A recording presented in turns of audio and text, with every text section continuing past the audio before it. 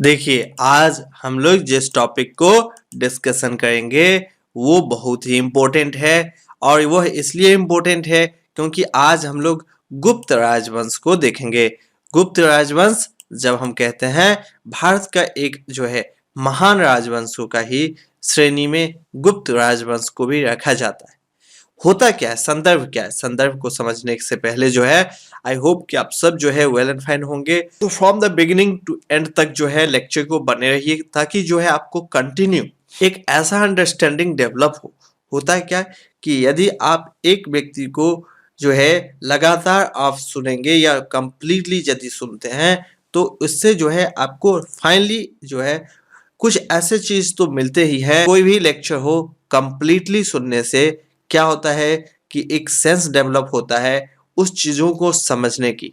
और वो आपको बहुत ही इम्पोर्टेंट हो जाता है पूरे जो है प्रोस्पेक्टिव को समझने के लिए। आई होप कि आप लोग जो है from the beginning to end तक बने रहेंगे continue with this lecture. And now let's start this the very prosperous वंश और डायनेस्टी दैट्स कॉल्ड द गुप्त राजवंश।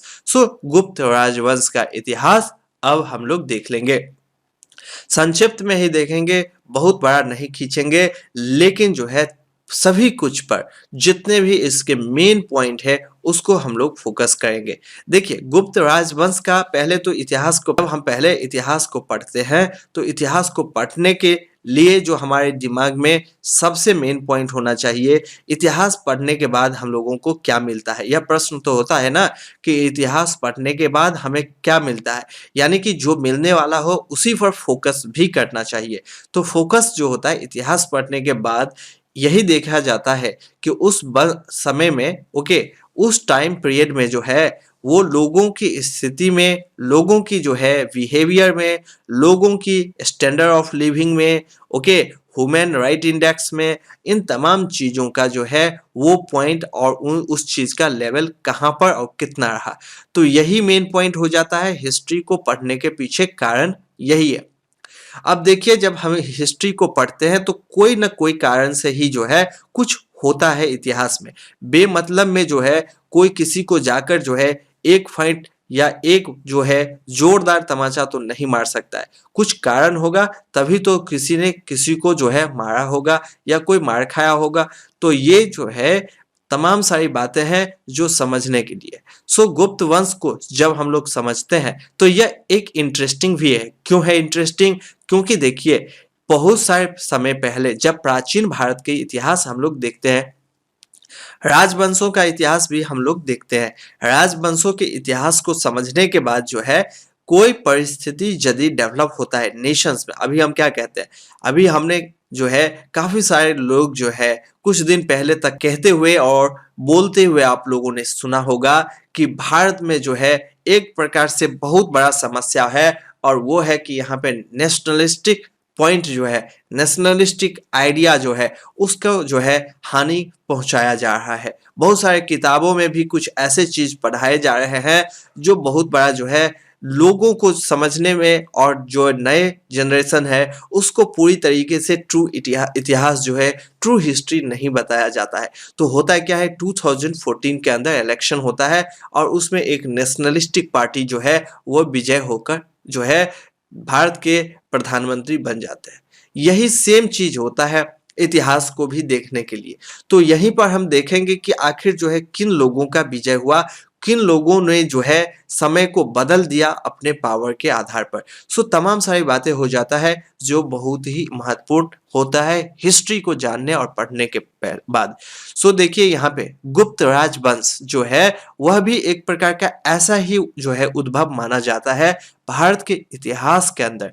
मौर्य वंश जो है उसका जो है डिक्लाइन हो गया था, पतन हो गया था।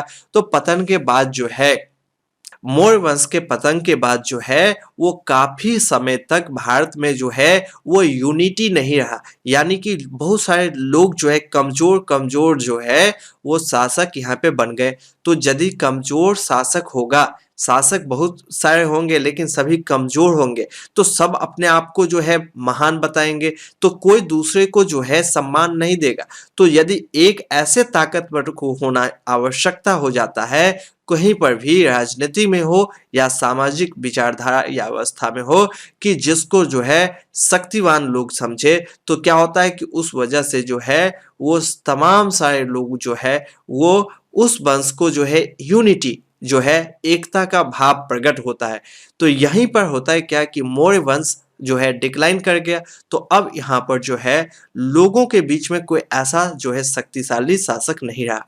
तो इस समस्या से दो लोग और दो डायनेस्टी बहुत परेशान थे, और प्रथम डायनेस्टी था कुषाण और दूसरा था सतवाहन। कुषाण जो है वो आपको जो है बिहार यूपी जो ईस्टर्न इंडिया कहते हैं, सो ईस्टर्न इंडिया में है, जबकि सतवाहन जो है वो साउदर्न इंडिया में है।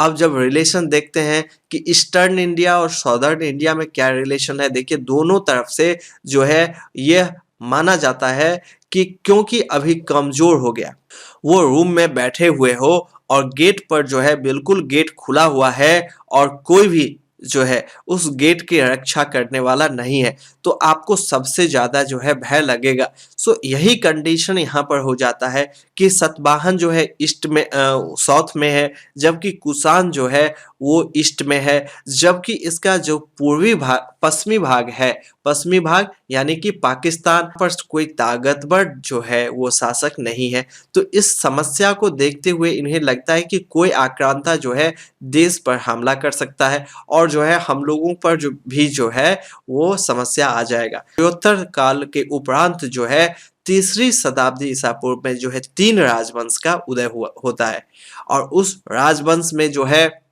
एक है मध्य भारत, मध्य भारत में नाग वंश का उदय होता है, दक्षिण भारत में जो है वकाकट वंश का उदय होता है, जबकि वहीं पर पूर्वी भारत में जो है वो जो है गुप्त वंश का जो है उदय होता है।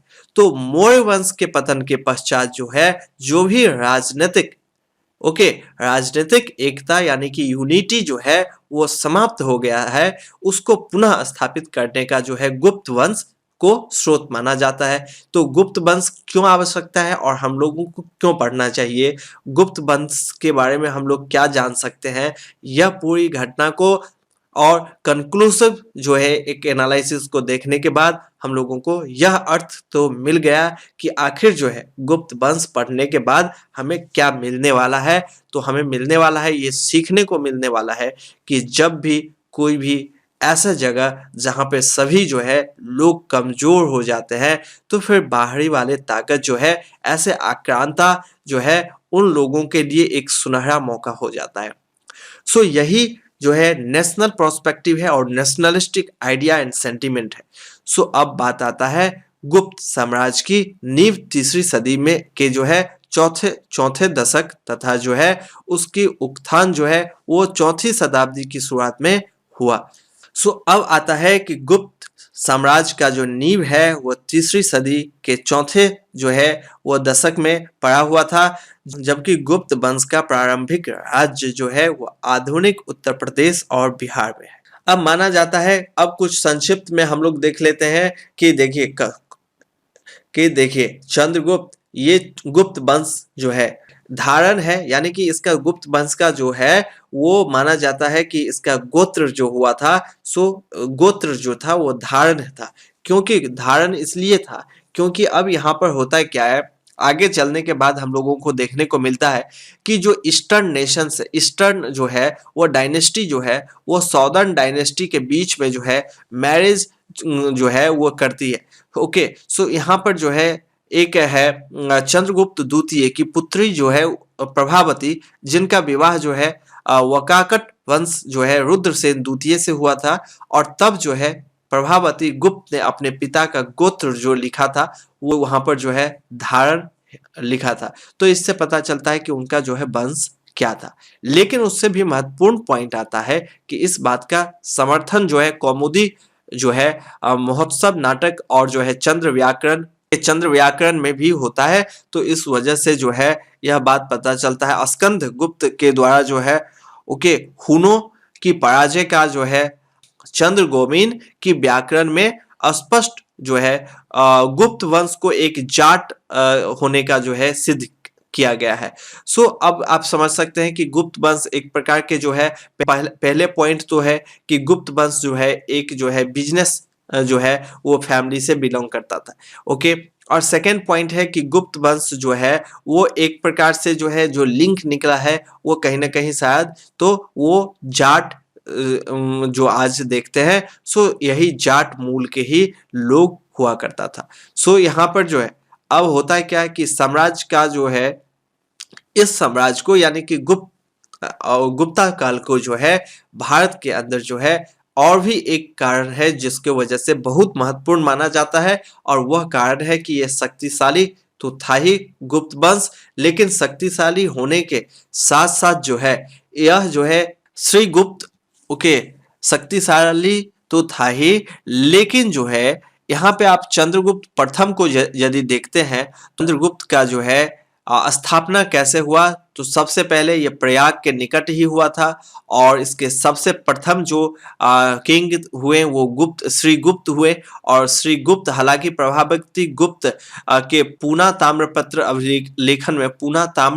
अभिलेखन में इसे जो है आदि राजा कहकर संबोधित किया गया है। सो श्री गुप्त का इतिहास यही है। श्री गुप्त ने जो है वो गाया में चीनी यात्रियों के लिए जो है एक मंदिर भी बनवाया था। गुप्त राजाओं का साम्राज्य जो है वो गंगा, द्रोणी, प्रयाग, साकेत जो अभी अयोध्या जी को कहते हैं, सो अयोध्या तथा जो है मगध में फैला हुआ था। जब सबसे प्रथम तो हमने जो है श्री गुप्त को देखा, उसके बाद घटोत्कच। सो श्री गुप्त के बाद जो है उनका पुत्र घटोत्कच आते हैं, और उसके बाद जो है चंद्रगुप्त प्रथम आते हैं। सो चंद्रगुप्त प्रथम जो है 320 में आता है, और उनका पिता जो है चंद्रगुप्त प्रथम का पिता घटोत्कच था। सो घटोत्कच के बाद जो है चंद्रगुप्त प्रथम आते हैं।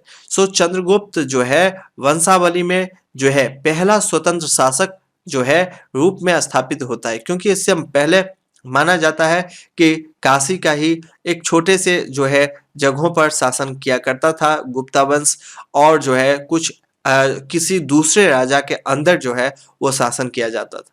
लेकिन बाद में आगे चलकर जो है चंद्रगुप्त प्रथम जो है सबसे पहले एक स्वतंत्र राज्य का स्थापना यहाँ पे होता है। स्वतंत्र राज्य का जो है स्थापना यहाँ पर जो है होता है। अब जो है समुद्रगुप्त का टाइम आता है, और समुद्रगुप्त का टाइम जो है वो 335 जो है तक जो है कुमार देवी का पुत्र जो है समुद्रगुप्त राजगद्दी पर बैठता है।